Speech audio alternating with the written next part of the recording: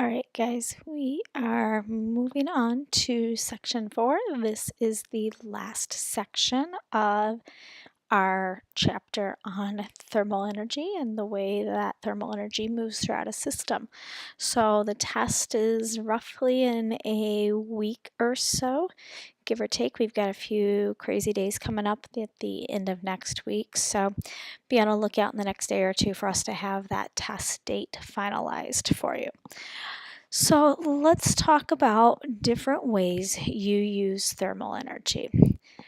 All different ways that you can use thermal energy. Have you ever sat near a campfire? Okay, when you do, you feel that heat. We talked about it last week, that radiation coming off of the fire that keeps you warm throughout the night. Okay, if you have ever turned on a stove to boil water, you've got that heat coming from the stove, whether it is by conduction or through some radiation a little bit, and then even convection in there, all different ways. But what about this one? Mowing the lawn. Do you think that you use thermal energy there? Certainly you do. If you've ever touched the side of a lawnmower after you have mowed the grass where the engine is, you can feel that heat. That's a byproduct of the gasoline being used to help propel that lawnmower forward. In our houses, we have to move thermal energy around so that we can heat our houses in the winter. A few different types of heating systems that exist. First is a forced air system. If you have a fairly new house, and even, maybe the last 20 years or so, you probably have a forced air system in your house. Here, fuel, most likely natural gas, comes into your house and into the furnace. That furnace then heats the volume of air, and there are blowers in the ducts that transfer that air through your house. Okay, and then the cool air ducts bring the cold air back through it to the furnace, and the cycle just keeps going. You would know you have this system if you have a furnace in your basement. Second type of system is a radiator system. These are closed metal containers sitting near different walls throughout your house. They contain either hot water or steam. Okay, that's pumped into them. That energy then is transferred through first conduction by particles colliding with the metal radiator, and then those convection currents take over as you get those temperature differences and ultimately those density differences. Okay, you would know you have this kind of system in your house if you have seen those radiators up against the walls in your various rooms in your house. Final type of heating system that we're really talking about here is electrical. And electrical is you plug it into the outlet in your house and it gives you heat. Space heaters are a good example of electrical heat. Otherwise, you might see long vents at the edges of your floors that can turn on and get plugged in through the electrical outlets, and that then also works first by conduction. Those heating systems are warm and they have air particles collide with them, and then ultimately convection as well as you get those density systems. Okay, now we need to talk about this term called thermodynamics. Thermodynamics is the study of the relationship between thermal energy, heat, and work. Okay, we've talked about thermal energy, we've talked about heat, the movement of thermal energy, and now we're adding in this dimension of work. Okay, what has to be done to get the thermal energy to move as heat? Okay, so let's look at the first law of thermodynamics. Let's remember laws. This is telling us what happens. Okay, we know that it is true. So the first law of thermodynamics states that the increase in thermal energy of a system equals the work done on the system plus the thermal energy transferred to the system. Okay, this is a lot of words, but what is this saying? This is saying that any increase in energy, thermal energy, equals the energy added to the system. Otherwise, it stays the way it is. So if I want to add thermal energy to my room, okay, I have to do some kind of work or add thermal energy in some way. Okay, and I think you guys know this. We turn on the heat. Okay, you can light a candle. Okay, you're gonna start a new reaction, and that's going to add energy to our system. When we are talking here about this law of thermodynamics, we really have to define what is our system, and we have to state boundaries. You'll remember we talked about stating boundaries when it comes to the laws of conservation of momentum. And here we really have the law of conservation of energy. Okay, so we've got two types of systems. We have a closed system and we have an open system.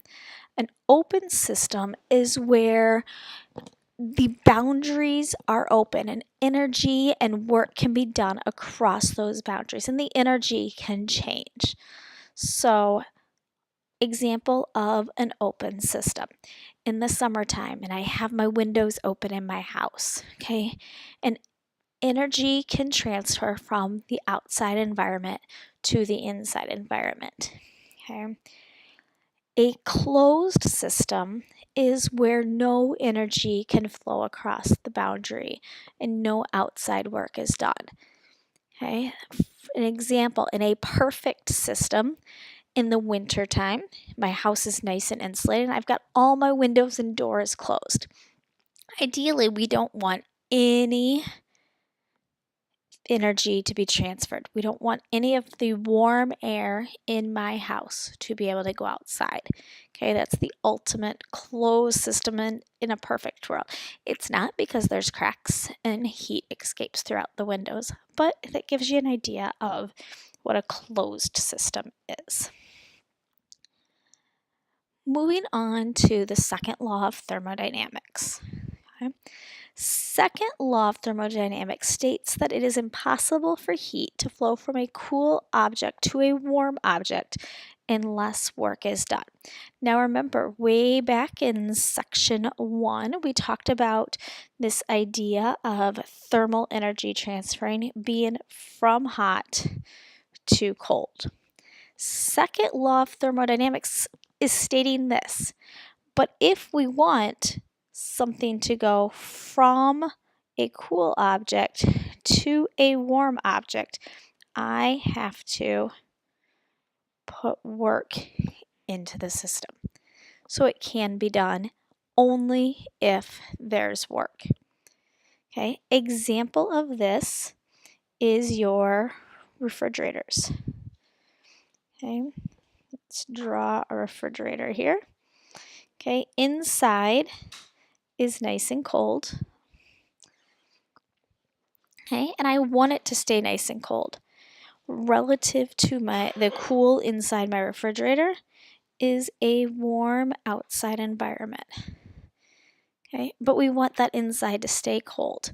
So on the back of the refrigerators, okay, lots of coils and stuff that continue to pull any little bits of heat out of the system and dispel it into the environment. There's work being done to be able to do this, because ultimately you're still keeping this inside cool. Another example would be, okay, your air conditioning units that take air in the summer. Your house is cooler, takes it to the outside environment. So you're taking thermal energy from the cooler environment and putting it in the warm environment. But again, work is being done by the air conditioning unit. Okay, so thermal energy increase of the cool object equals the decrease in thermal energy of the warm object. It's the lab that we did with the calorimeter and the metal cube. Okay, we talked about Q equaling the negative Q. The thermal energy that the metal cube lost equals the thermal energy that the water gained in that system. Okay. Again, thermal energy is not created nor destroyed. It has to go somewhere. It just moves around and ultimately moves around our universe. Okay, the ultimate closed system. Final topic that we need to talk about here today is entropy. And this is a topic that you guys will get confused very quickly because what you think it's measuring is the exact opposite of what it's really measuring. So let's dig into this. So according to the law of thermodynamics, work can be completely converted into thermal energy, but thermal energy cannot be converted completely into work. Okay, there's some inefficiencies going on there. Okay. The reason why this happens is because of an idea called entropy, and that's the measure of how spread out or displaced energy is. Here's where you guys are going to start to get confused.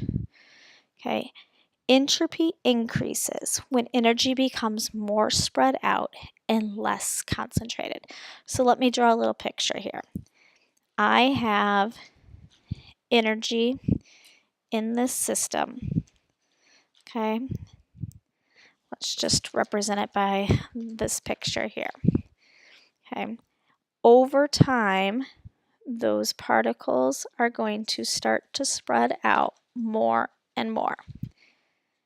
Okay, the entropy has increased because the energy has become less concentrated. It now takes up more space. Okay, again, the entropy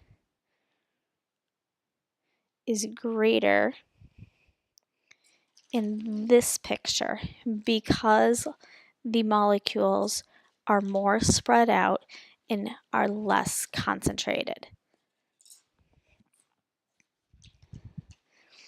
So, key thing with the universe is entropy always increases. Okay? All events that happen in the universe cause entropy to increase. The energy becomes more spread out and less concentrated. Okay, when you think of the food web, okay, you're showing this exact concept here. So remember back to life science last year in 8th grade. You talked about this food web, and there's lots of that first level of those primary autotrophs. Okay, the leaves. Okay, and then you get this second level of the caterpillars. Okay, those caterpillars have to eat the leaves. Okay, what eats the caterpillars? Okay, there's less of those, and there's less of those because they have to keep eating more things. Okay, because that energy becomes more spread out. The only way entropy can decrease is if work is done. To get things more concentrated, work has to be done. For example, your bedrooms, okay, your folders, okay, your school locker, okay. Beginning of the week, maybe during the weekend, your mom makes you clean up your room. Okay, that's what I have make Macy do every year, every weekend, and it's a big fight every weekend. Why do I tell her to clean it up? Because it's gotten dirty. What is going to happen starting the very next day? It's going to start getting dirty again. Her clothes are going to be on her floor. The toys are going to get out. It has to happen. So what do I make her do the following weekend? Clean it back up again, putting everything away nice and neat. But to get those items concentrated back into her closet, back into the drawers, she has to do work. Okay, same thing with the dishes. Okay, right now my countertops are fairly clean. The dishes are in the cabinets. But as the week progresses and things happen, the dishes start piling up on the counter. What has to be done to get them all neat and orderly? Mrs. Falkavage has to do a whole lot of work because Mr. Falkavage isn't going to do any of it. Hey, I'm right here. Okay, prove my point, I will take a picture of my kitchen before I leave for New York Friday morning, and we will see what it looks like when I come back on Monday. Here's the caveat. I'm sure my mom will come over and clean. But again, work has to be done. You're eating out? Okay, we'll see about that. Okay, so another example for those of you that don't like the cleaning and everything. When you have an engine, you use gasoline. Okay, whether it's a lawnmower engine, it's your car engine, it's a snowmobile engine, a four-wheeler, whatever kind of engine you want to think of this as. The gas is burned in those cylinders, whether it's 4-cylinder, 6-cylinder, you guys can go with there. 75% of the thermal energy that is produced by those cylinders igniting, okay, and that expansion, okay, is not converted into work, but spreads out to the air surrounding the car. You can feel that car get warm. We take the gasoline, we burn it, we get thermal energy. The cylinders and the pistons are all moving, which propels then the car. But out of that gasoline that I put into it, 75% is wasted. There's a lot of wasted thermal energy going into heat. Okay, one thing the automobile industry is currently working on is how do I get more of that thermal energy from the gasoline burning and sparking to be used as energy to propel my car forward versus thermal energy. It's never going to be 100% because remember, whenever you have any two objects that touch, you have friction. And remember rubbing your hands together, okay? You've got friction going on there, but your hands get warm. So there's always going to be that thermal energy. Things are going to get spread out back to entropy always increasing. It doesn't matter how much we try, it's just going to happen. Okay, that's the end of the notes for this section and really for this chapter. So make sure that you guys are ready to go for lab tomorrow. Key thing, you need to bring winter gloves. Okay, again, you need to bring winter gloves. They don't have to be anything super fancy. They can be the $1 mittens that stretch and all that good stuff. But tomorrow, as we make the ice cream, your hands are going to get very cold if you do not have gloves, and I am not going to feel sorry for you. So again, please bring winter gloves. Have a great day.